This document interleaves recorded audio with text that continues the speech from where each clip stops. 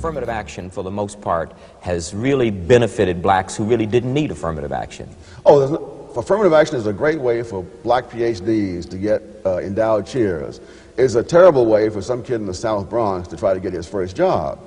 What affirmative action does is create an incentive for people to hire those who have a proven track record, those who have degrees and things like that.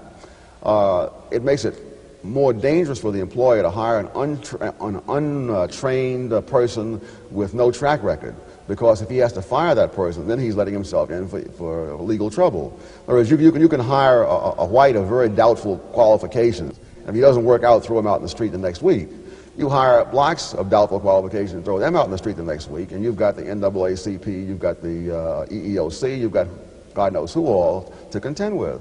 The employers have long ago figured this one out, and so they have not hired those blacks who are at all doubtful, either in terms of qualifications or simply not enough experience to know how good they are.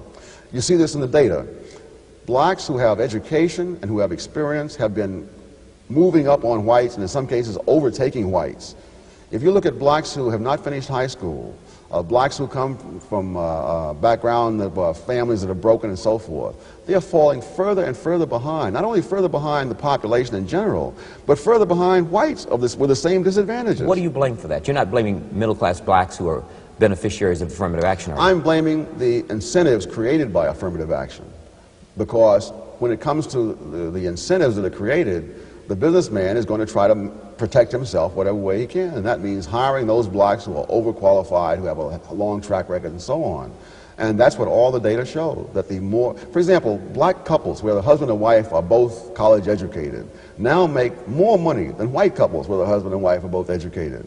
But the black female-headed family has lost real income in absolute terms over the past several years, and has fallen further behind white female-headed families. So the very opposite trends are going on at the same time, and you can't argue this because of blackness or racism, because both of them are black people.